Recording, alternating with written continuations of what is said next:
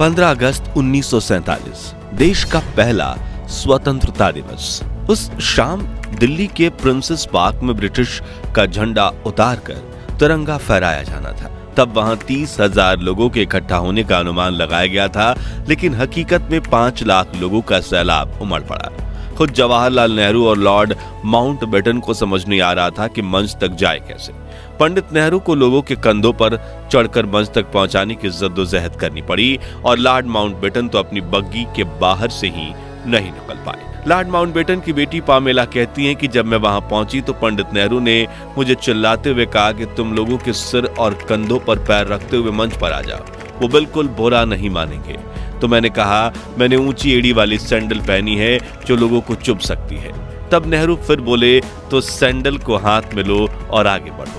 ये कहते हुए नेहरू भी लोगों के ऊपर से होते हुए मंच पर पहुंचे और फिर उन्हें देखते हुए मैंने भी अपनी सैंडल उतारकर हाथों में लिया और इंसानों के सरों पर कालीन की तरह पैर रखते हुए पहुंची, जहां मैं सरदार पटेल की बेटी मणिबेन पटेल के साथ जाकर खड़ी हो गई।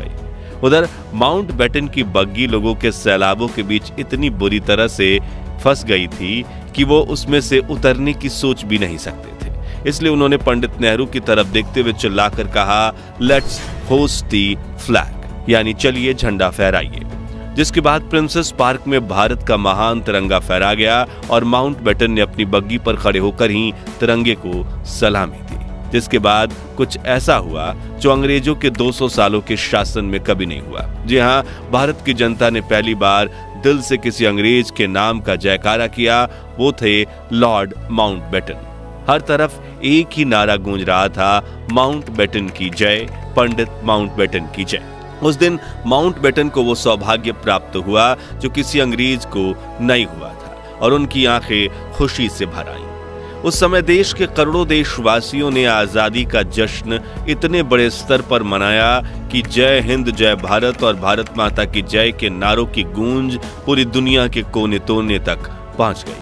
और आज की इस खास वीडियो में आपको देश के पहले स्वतंत्र दिवस की सैर पर ले जाने वाले हैं, जिसमें हम कुछ दिलचस्प किस्सों के साथ दुर्लभ वीडियोस भी देखेंगे। बाकायदा हम ब्रिटेन का झंडा उतारकर भारत का तिरंगा लगाने का दुर्लभ वीडियो भी देखेंगे। इन सब की मदद से आप उन खुशनुमा पलों को खुद महसूस कर पाएंगे। आपका सीना गर्व से चौड़ा हो जाएगा और तो और खुशी के आंसुओं से भर जाएंगी आपकी आंखें। तो पूरा वीडियो जरूर देखिएगा। दोस्तों, द्वितीय विश्व युद्ध में भले ही प्राइम मिनिस्टर विंस्टन चर्चिल ने ब्रिटेन को जीत दिलवाई थी, लेकिन इस जंग में ब्रिटिशर्स की कमर टूट गई थी। दूसरी तरफ भारत में आजादी के आंदोलन की रफ्तार काफी तेज हो चुकी थी। नेताजी सुभाष चंद्र बोस की देश के बाहर देश के लिए बनाई गई आजाद हिंद फौज अब जंग के लिए तैयार थी और महात्मा गांधी के नेतृत्व में देश में स्वतंत्रता आंदोलन अपने चरम पर था। जो देख ब्रिटिशर्स ये समझ चुके थे कि अब अगर हम भारत को आजादी नहीं देंगे तो वो हमें बेइज्जत करके देश से बाहर खदेड़ फेंकेंगे। ऐसे में नए प्राइम मिनिस्टर रिचर्ड एटली ने 20 फरवरी 1947 को ब्रिटेन की हाउस ऑफ कॉमन्स में घोषणा करते हुए कहा कि हम 30 जून 1948 तक भारत को पूरी तरह से आजाद कर देंगे। लेकिन समय बीतने के साथ कुछ ऐसा हुआ कि भारत को आजाद करने की तारीख नजदीक आ गई। दरअसल भारत को आजाद करने की जिम्मेदारी देश के आखिरी वायसराय लुईस माउंटबेटन को दी गई थी, जो शुरुआत में इस काम में साल भर का समय लेने वाले थे, लेकिन देश की स्थिति अब नियंत्रण से बाहर होने लगी थी। इसी दौरान एक और स्वतंत्रता सेनानी लगातार संघर्ष कर रहे थे। वहीं दूसरी तरफ अंग्रेजों के डिवाइड एंड रूल षड्यंत्र की वजह से देश के कई इलाकों में जात पात के दंगे भड़क उठे थे। स्थितियां अंग्रेजों के हाथों से बाहर निकल रही थी। तभी ब्रिटिश इंडिया के आखिरी गवर्नर जनरल सी राजगोपालाचारी ने माउंटबेटन को समझाते हुए कहा कि अगर आपने 30 जून 1948 तक इंतजार किया तो वापस करने के लिए आपके पास कोई सत्ता ही नहीं बचेगी।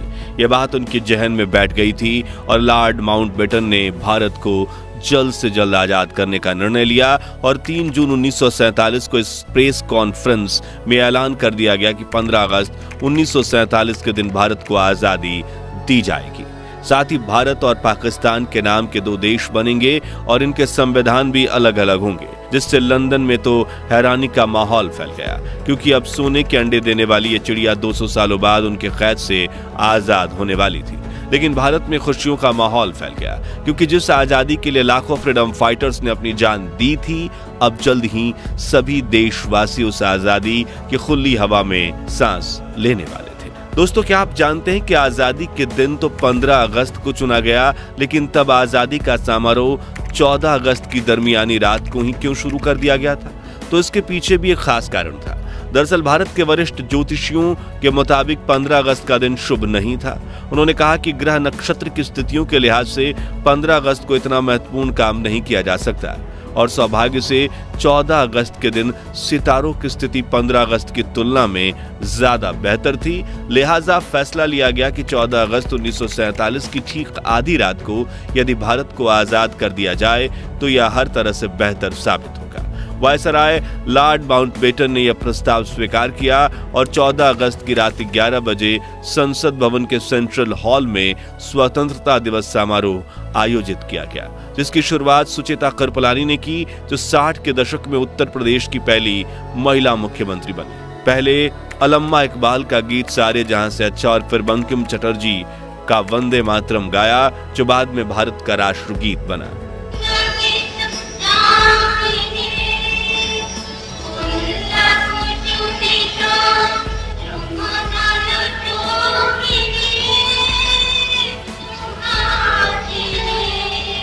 ठीक 11:55 पर आजाद भारत के पहले प्रधानमंत्री जवाहरलाल नेहरू ने अपना प्रसिद्ध भाषण ट्रस्ट विद डेस्टिनी यानी कि नियति से मिलन शुरू करते हुए कहा, बहुत साल पहले हमने अपनी नियति से वादा किया था और अब वो समय आ गया है जब हम अपनी प्रतिज्ञा को पूरा करेंगे। पूरी तरह से या पूरी तरह से तो नहीं, लेकिन बहुत हद तक।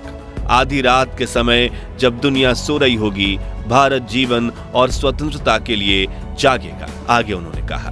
अच्छा है कि इस वक्त खास तौर से इस बात को याद रखें, इस आजादी के दरवाजे पर जब हम खड़े हैं, कि हिंदुस्तान किसी एक फिरके का मुल्क नहीं है, एक मजहब वालों का नहीं है, बल्कि बहुत सारे बहुत किस्म के बहुत धर्म और मजहबों का है।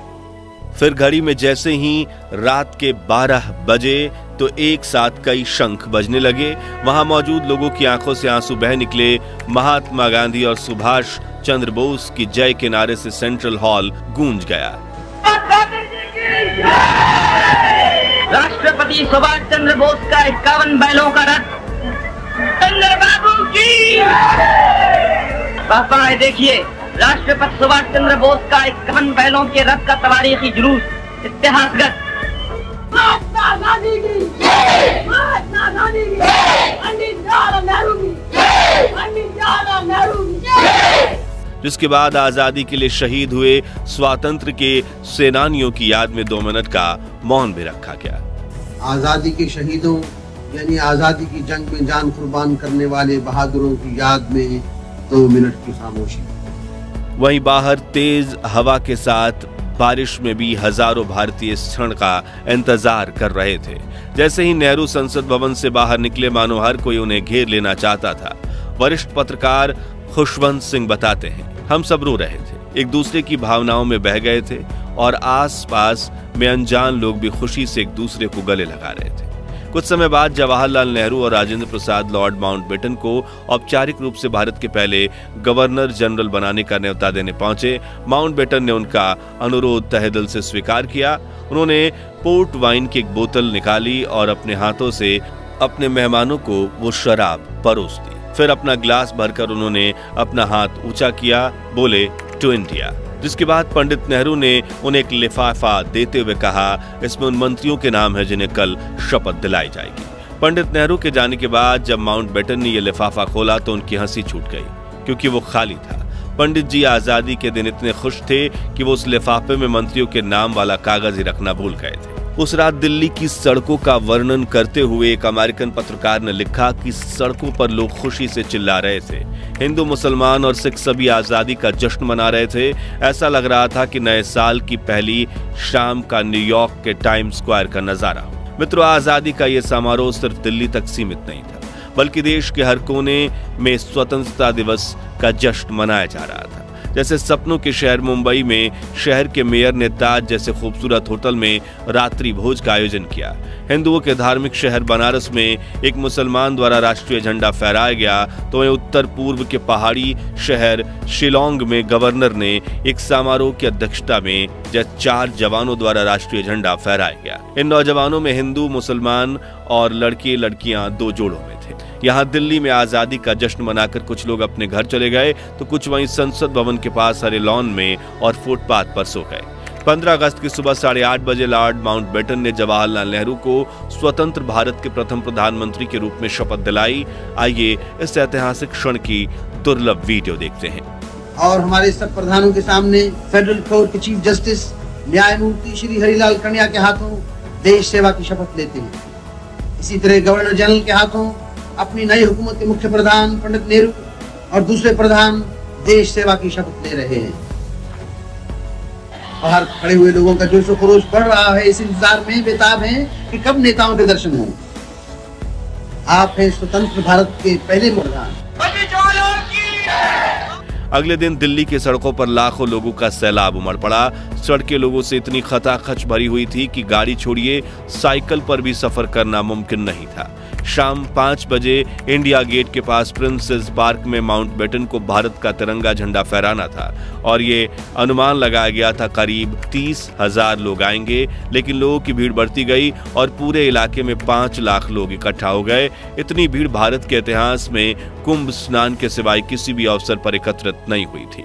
उस पल का अंदाजा आप इसी बात से लगा सकते हैं कि भीड़ को रोकने के लिए लगाई गई बल्लियां, बैंड वालों के लिए बनाया गया मंच, विशिष्ट अतिथियों के दर्शक दीर्घा और रास्ते दोनों ओर बांधी गई रस्सियां, हर चीज लोगों के इस प्रबल धारा में बह गई थी। बैंड वालों के आसपास लोगों की भीड़ इतनी थी कि ढोल बजाना नामुमकिन हो गया था। लोग एक दूसरे से इतना सट कर बैठे थे कि इनके बीच से हवा का गुजरना भी मुश्किल था।